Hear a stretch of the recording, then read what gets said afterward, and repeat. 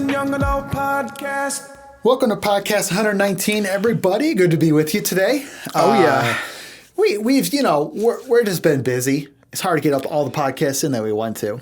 Yeah, especially last week. It's just a little thing happening here at the church. Summer camp. Yeah, it's our massive summer camp. Over 300.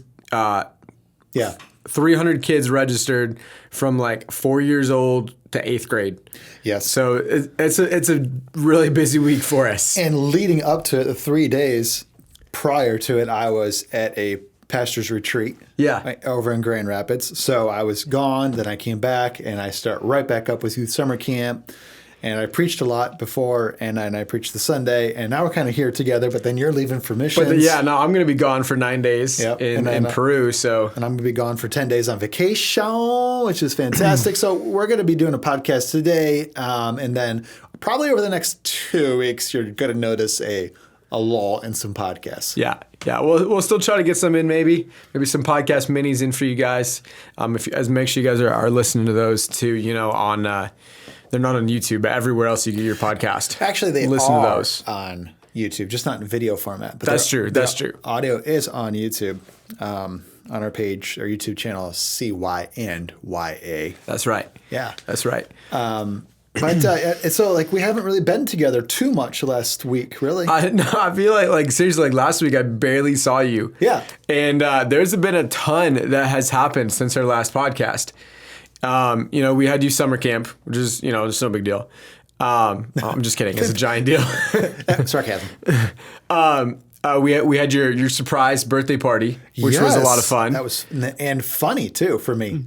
Why was it funny for you? So the driving to the house because I am dropping my kids off at our friend's house. Yeah. And then Jen and I are going out to dinner together on a quick dinner date. And so we're driving in the neighborhood. And we're getting right up close to the house, and I just notice a ton of cars and a lot of people. Yeah. And I think to myself, the neighbors are having a grad party. Right. And then we get a little closer, and I could tell that it's definitely not a grad party, but it appears to be a lot of people waiting for somebody because of the body. I could tell they were all in the front yard looking at the road. Right. And I'm like, so I said, look at this. The neighbors are having a grad party. And then I thought, that's not a grad party. That they're waiting for somebody. Yeah. They're excited for a friend to show up. Yeah. And then the big people on the lawn are waving at our car. Yeah. And then I said out loud, they think we're the guest of honor. and then I thought, this is embarrassing for them. Yeah. Because I'm not who they're waiting for. Right. But you were who we were waiting for. And then I start to notice that they got a Detroit Lions theme because I just noticed colors. Yeah. The colors look like a theme. And I was like, that's cool. I was like, this looks like a fun little party. I was like, this guy's lucky. I was thinking that. So I was like, this guy's lucky. And then I noticed the balloons, 40, the number of balloons that said 40. And then I saw my sister. Yeah. Well, my sister, if you don't know, that lives in Denver. So I shouldn't be seeing my sister. Right. She's not in Michigan. And I was like, this is a party for me. Oh my gosh. And I was like, what the? And then I'm like, this is funny because we were tired. I was a little tired. Yeah. Yeah. It was Sunday. We had youth summer camp during the week, and then I preached, and I didn't get home till 2:30 that day. Yeah. Oh yeah. And so, I was kind of excited for a quiet night, sitting down at a restaurant, eating sushi. We were going to go have sushi. And so I initially thought, what was I saying? It was in my mind, I was like, this is a party for me. And I'm not even in the mood to party. You know what I'm saying? Oh, yeah. It'd be like somebody just showing up to your house and kidnapping you and just be like, hey, we're going skydiving right now. And you're like, I'm not mentally prepared for this skydive. What are you talking about? We're going skydiving. Oh, yeah. I was wondering, because, it's right after that, 4 days of intense camp. And I was like, I wonder if he's just going to be so dead tired. But it seemed like there was, once everybody kind of got going, it seemed like there was some good energy. And I initially thought I was planning on a quiet night, and I wasn't like upset. I wasn't tired personally. Like, honestly, God's honest truth, I wasn't tired. I just wasn't mentally prepared for a party. Oh yeah, it's way different to be like, hey, I'm gonna go out to dinner with my wife versus I'm gonna have a party with 50 people. Yeah. And so I just realized I need to get into party mode. Yeah. Like, I'm going to get there. And so I just started going on. I gave everybody a hug. I was like, I can't believe you're here. My sister and everybody's here. You guys are awesome. And we had a fun night. Yeah. Really fun night. It was a lot of fun. And that wasn't even what I was going to bring up that happened in between this and our last podcast. So me and you, we did something else in between our last podcast. Do you know what I'm talking about? No. I didn't think you would, because this was like right after our last podcast. This was like 2 weeks ago now almost. Is we ran a Tough Mudder. Yes. And yes. This was... Woo! It was tough. It was tough. And goodness. I wanted to really quickly get your... I've heard a little bit, but for me, running this Tough Mudder, and both of us had run one before. We did one last year. We haven't talked about it, though. No, we haven't talked about it like post-race. Yeah. So 2 years ago, my wife was like, I really want to do a Tough Mudder. She convinced your wife to do it, and then they got like 14 people to do it. Yes, it was awesome. And it was a ton of fun. So we all decided, hey, let's do it again this year. And me and my wife got tickets, and then she got pregnant, so we sold her ticket to my brother, and then my brother had a scheduling conflict like the week of. So I was sad. I felt sorry for him. I did too. He was actually really bummed about it. It is a bummer. And so then he had to sell his ticket to one of our other friends, Christian. Shout out to Christian if you're listening. Yeah, shout out to the most Swedish man I know. And that joke's really funny because he's from Norway. So he ran it with, there was 7 of us, a little bit smaller group. But I thought that this Tough Mudder was much tougher than the first one that we did. Way tougher. And then this is the one thing that made it tougher.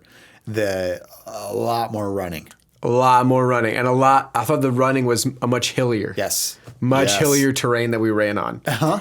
Yeah. I was shocked as we were doing it. Like, we would run like a mile straight. And in my mind, I'm like, where are these obstacles? Yeah. Because this is just straight running hills. Yeah. And the ground is treacherous. Oh, yeah. I was like having to watch every step because I saw two girls in front of me like eat it. And I saw 3 people twist their ankles and fall, and they were in like stay down.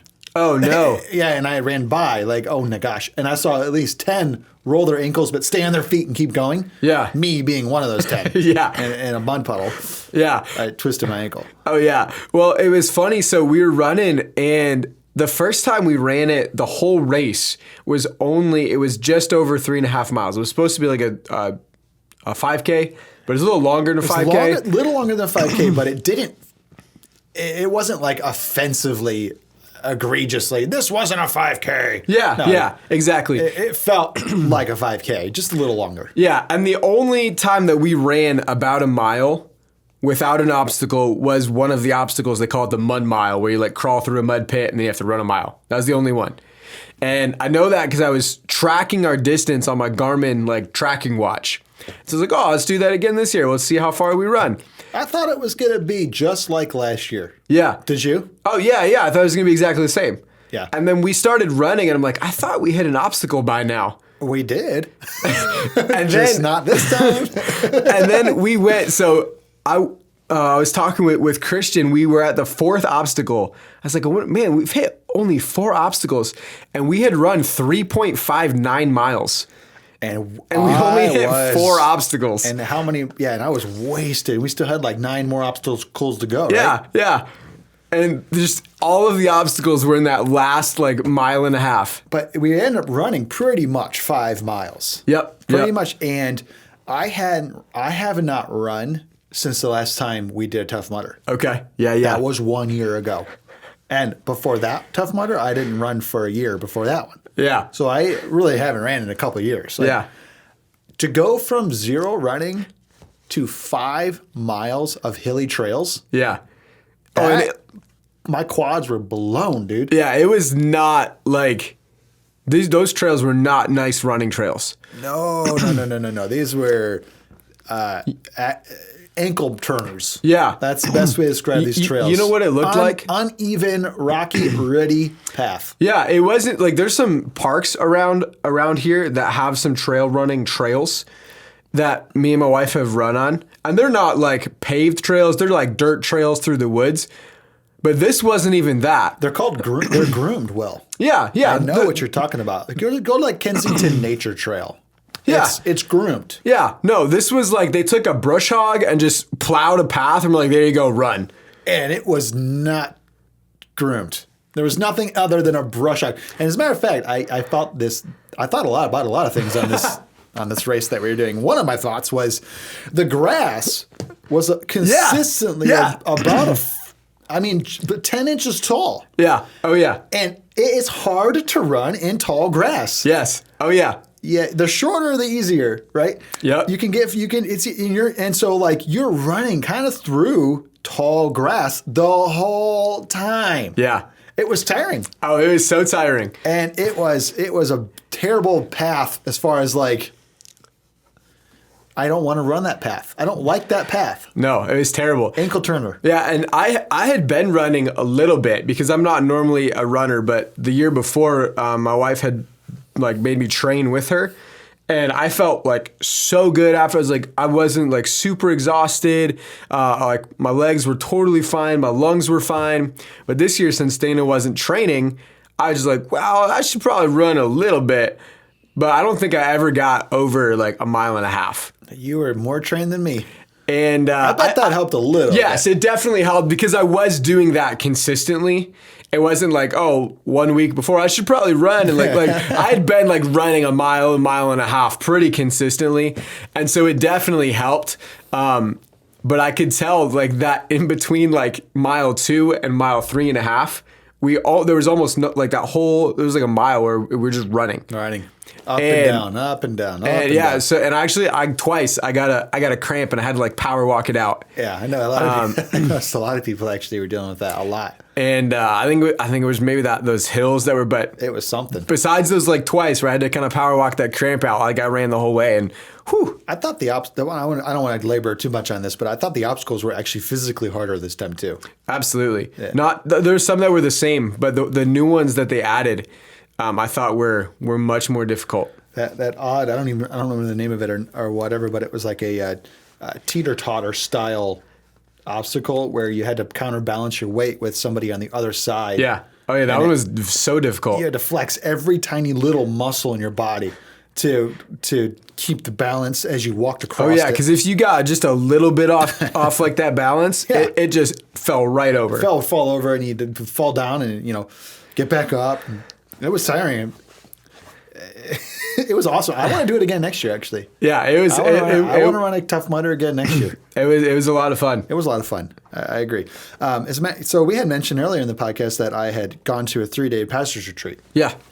And I actually want to chat about one of the sessions that happened there at the retreat. It was a very, very, very powerful session. There was a speaker there that I'd only ever met him exactly 1 year ago. I didn't know much about him, but what I mean by that is I met him at the pastor's retreat last year. Okay. He only spoke for like 10 minutes. Okay. And he attended it. Okay. And he is a pastor in Minneapolis, and he's got 8 kids. Wow. Yeah, it's kind of cool. I mean, like wild stuff. He made a joke. He said when he comes home from work, walking into his house, he says, is like a press conference. That's a good joke. Just everybody meets him at the door and just everybody starts asking him questions. Yeah. And he's got an awesome church in Minneapolis, and 3 campuses and things like that. And he chatted with us. He did the main sessions this year, and he was so awesome. Okay. So awesome. Love it. I would love to have him be a speaker here at Cornerstone. I got his information. Oh, awesome. So that we could invite him to be a speaker here at Cornerstone. I hope it works out with the calendar one day. His calendar, too. And he did this one session. I want to just talk about what he spoke about, because he said so many awesome things. He said 2 years ago, everything changed for him. A person he loves and admires and respects asked him about his prayer life. And he kind of gave a pastor answer. Oh, my prayer life's great. I love the Lord, blah, blah, blah, blah. But the guy kind of started pressing a bit more about his personal prayer life. And then even kind of asking about, how often does your church pray? Your staff pray? And when it started talking about that, he was quite ashamed of his answers. Wow. Okay. And he realized wow, I don't think our staff prays that often. I don't actually know how my staff's prayer life is. Wow. I don't really know. And then he started to admit, maybe I personally don't have a great prayer life. Right. And we've talked about prayer a lot on this podcast. I mean, if you're new to the podcast, we've talked about prayer quite a bit. And I want to be a person of prayer. I'm passionate about prayer. I want to be a person of prayer, but prayer is hard work. Prayer is such hard work. And a lot of times you have a season of your life where you're pressing in prayer, and then you kind of take a season off, and then a season back, and then a season off, and a season back. Could you relate to that at all, do you think? Yeah. Oh, yeah. Okay. For sure. That's how I feel like it goes a lot with me. And the guy just said, hey, you should really work on your prayer life. And he kind of walked away from that conversation feeling a little bit perturbed, a little bit annoyed by the guy, a little bit like, hey, we're okay. We're doing great. We got 3 campuses, da-da-da-da-da. We're a big, growing church. Everything's fine. And he kind of walked away from that conversation also feeling a little guilty. Yeah. Kind of feeling like he might need to repent a little bit. Oh, yeah. And he says that he had promised the guy, you know what? Because the guy challenged him, why don't you wake up tomorrow a little extra early and have some prayer? And he didn't want to. Yeah. He said he just didn't want to, mainly because, we're proud people. Yeah. We don't like to be told what to do. Right. And he didn't like it either. But he said that he couldn't get away from the drawing of God. Okay. An invitation. He felt just this drawing from God. I want to meet with you more. And that drawing really worked on him. And he says, it just started one day. I got up at half an hour early, and I knelt on the floor, put my elbows on this chair in my office, and I said, God, I'm praying. He didn't even know how to begin. Yeah. Wow. Man. And immediately, the Lord just showed up in the room and just started filling him with the presence. The presence of God started filling the room. Man. And he says that started a journey for him. And he was only a couple weeks into this prayer thing where he was waking up a half an hour early to pray. God actually started asking him questions and wanting answers from him. And this is where the session I felt like took a unique turn. Okay. And he says because most recently at the church, he had just had some sort of meeting with a bunch of the staff about retaining visitors and getting the visitors into the class that will, implement them into the church and get them into serving and membership and discipleship systems. And he was really ripping on. He said he was like, we need to do better. We need to do better at this. We got to get more people into the class. We got to get more people through the systems. And he said he felt God asked him a question. Why are you doing that? The systems at your church. God asked him isn't that an odd question God asked him? Yeah. Why are you doing all those at the church, trying to get everybody into those systems? And he says he gave God the pastor answer. And he said, you didn't work. He won't. Because the pastor answers, well, if we don't get our first time guests implemented into the starting point class, then they won't be able to hear the vision and the mission of the church, and they won't be compelled to become a member. They won't be compelled to start serving, and they might not ever show back up again, and we're going to lose it, and we're not going to grow as a church. And that's the answer he gave God. Yeah. That's the fantastic answer. That's the fantastic pastor answer. That's the pastor answer. And God said, why are you doing that?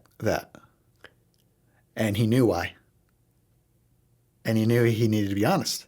Okay. And he said, well, because I am trying to be successful to prove some people wrong. Wow. Dang. Yeah. And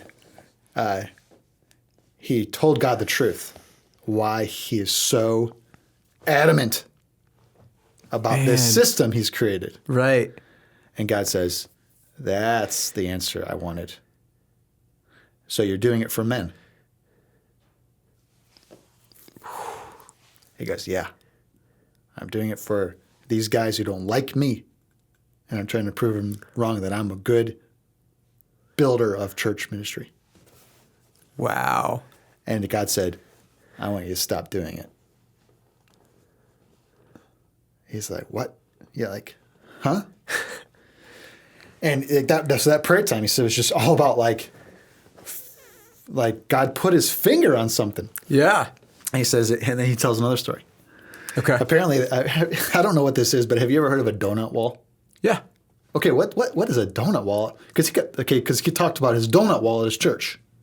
Yeah, it's like a giant pegboard. Okay. And on all the pegs, they like put donuts on they hang on all the pegs. So it's got to be a circle donut then, because you probably don't want to smash on a jelly donut. Yeah. Not a jelly donut. It's like circle donuts, and you put them on the pegs. And then people come up and grab a donut? Yeah, they just come off and grab a donut off the pegboard. Okay. So they had built this donut wall at their church. Okay. And they hung a bunch of donuts on it, and he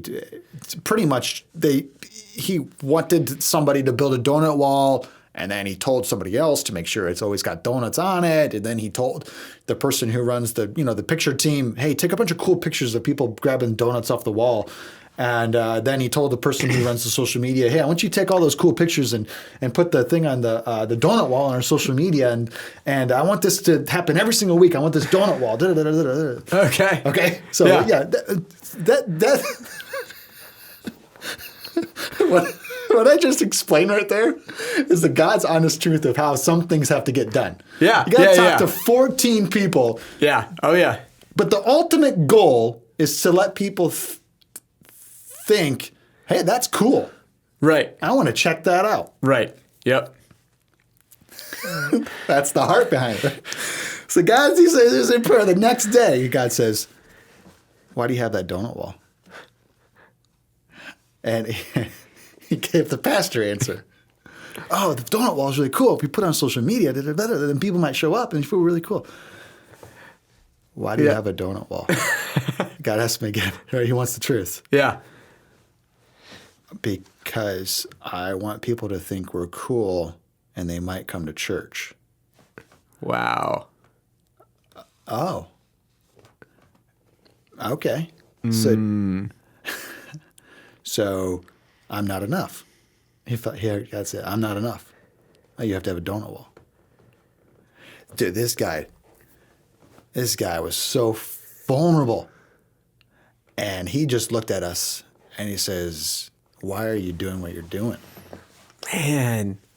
And he's so good. He shared a number of more wonderful, practical little stories just like that. Yeah. That as pastors and business owners and whoever else out there listening, we do these things to attract people, to get people, to keep people, to whatever it may be. We do, right? Yeah. Oh, yeah. And he just looked at us and said, why? Why are you doing that? And then he got deep. He's, and I could tell he didn't want to offend people, but he just was like, why do you only worship for 17 minutes? Because a lot of churches, they put a clock on the worship. Yeah. A lot of churches do. I don't think Cornerstone puts a clock on the worship. We're a little different, I think, than other churches, but he just looked at the room. He looked at me. He looked at all of us. He's like, why do you worship for 17 minutes? Because the Lord asked me that question. Yes. Because he said our worship was dialed down to the second. Yeah. That there was this countdown. Right. And it was a 17-minute countdown, he said. And when it hit 0, you better be done with worship. Right. And God asked him, why do you only worship for 17 minutes? And he wanted to give the pastor answer. Yeah. Which is people statistically, for some reason, don't like worshiping more than 17 minutes, according to some sort of survey done by, I don't know, Clowns Are Us. Some industry did a survey. And he said, I'm sorry, God. I'm just trying to get people to come to church. And then the Lord told him, this was his main message point. Okay. You're building a church for man and inviting me to it. I want you to build a church for me and invite man to it. Dang. It's like, wow. Yeah. Wow. And May and Jen we loved that session so much. And we had just so many talked for a couple days about it after his message. And I was able to actually, because my sister was here. Yeah. I was able to really talk to my sister about it too. And she says, man, that's so good, Luke. Like, she was like, wow. Because why are we doing what we're doing? Mm-hmm. Are we? I'm guilty of this just as much as anybody else. Is that a lot of times I'm trying to be successful because I'm trying to prove people wrong. Yeah. And not necessarily for the right reasons. I'm trying real hard to prove people wrong. And that is pretty hard to do. Yeah. Yeah. And I just was like, thinking, he said this too. He goes, I built 3 campuses, super fast growing church. And he goes, but one of the reasons God was asking me all these questions and working on me, he says, this has been 2 years now, where he says daily he gets up and prays. And he says, I'm a different man now than I was 2 years ago. Wow. He goes, 2 years ago, I was unhappy. And 2 years ago, God revealed to me that I built a monster that was eating me. Wow. Okay. And he goes, and God asked me, when were you happy? The last time you were happy in ministry? Such good questions. God has a way of asking such good questions. Such good questions. He's the greatest interviewer out there. I mean, I would love to. These are such good questions. These are bold questions, man. God's not afraid of offending us. He's not afraid of hurting our feelings. No way. When was that? It was like, could you imagine us asking Paul Doherty these questions when he was here on the podcast? When was the last time you were happy in ministry? Truthfully, don't give me the pastor answer. When was the last time you were happy in ministry? And he started to cry. He actually started to cry, not in his prayer time there, but with us in the room. And he told us, he goes, last time I was genuinely happy is I remember our first Sunday. It was in my house. There was 4 couples, and the kids were in the basement watching VeggieTales for the children's ministry, children's church for the children's, Yeah. And I remember looking at these 4 couples and thinking about the kids in the basement watching VeggieTales, and I was so happy. Wow. And he goes, I built this donut wall, and all it did was bring me frustration and anger because it never quite presented the way I wanted it to, and da-da-da-da-da. And I was always telling people, we need better donuts on the wall. Gotta get better pictures of those donuts. Yeah, I gotta get that donut wall. Why is there an empty space, right? Like, why is that peg empty? Put a donut on there. Get a donut on the peg. Jesus loves ya. Yeah. When was the last time you were happy? And he told God last time he was happy in ministry. And God was like, well, get back there. Not, don't sell off your buildings and go back in your home, but get your heart back there. Right. Where have we gone wrong? We're such a miserable people, aren't we? We really are, because I think so often our motive is so wrong. Yeah. This reminds me of the podcast we did maybe a month or two ago about virtue signaling. Right? It's like that. It happens so often, even with pastors, church leaders, people in ministry, Christians who have start out with great intent, and intentions are not a good enough reason to be in ministry, to want to lead your family well, to run your business, to be an influence in your school. Like, just having a good intent is not good enough. That will not sustain you forever. I think that these are such good questions that we should even just be looking at ourselves and asking, man, when was the last time that I was happy in ministry? Why do I do X, Y, Z? I mean, you can fill in the blank. Why do I do this in my life? What is the reason for this? And, you can try to give, this guy obviously tried. He tried to give God the pastor answer, but God knows your heart better than you do. Yeah. Like, you can't lie. God's not going to let you just settle for that pastor answer, or that good Christianese answer, right? Because so many of our listeners aren't pastors, but we use the same terminology, right? We can have that great Christianese answer, and that's not what God's looking for. And obviously we're relating this to being a pastor, and I'm having some self-reflection myself, but you can apply this to your marriage. Mm-hmm. Are you happy in your marriage? Right. Are you doing well in your marriage? If you're not, I would just do the same thing, that go back and begin to do the things again that once made you fall in love. Yeah. Pursue each other again in that. You could apply it to your way you're handling your businesses. You can apply it to the way that your relationship with your children. You can apply it to your way that you even treat your own health. Mm-hmm. Yeah. You can apply this to a lot of different areas of your life. And obviously, I think that as being a pastor myself, and you too, I think we should apply this to being a pastor and the other areas of our life as well.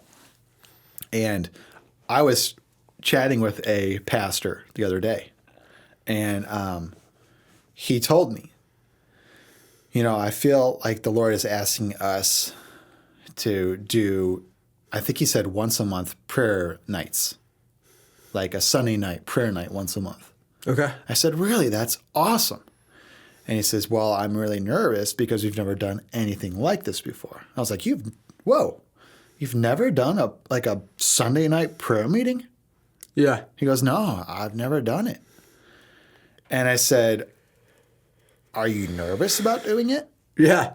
And he gave me an honest answer, Pastor Aaron. Okay. You know what he said? What did he say? He said, I'm very nervous. Yeah. I said, I can see, I know why you might be nervous, but tell me. And he goes, because I think very few people are going to show up, and it's a direct reflection of my ability to pastor and disciple them. Mm-hmm. And I said, yeah, that is so true.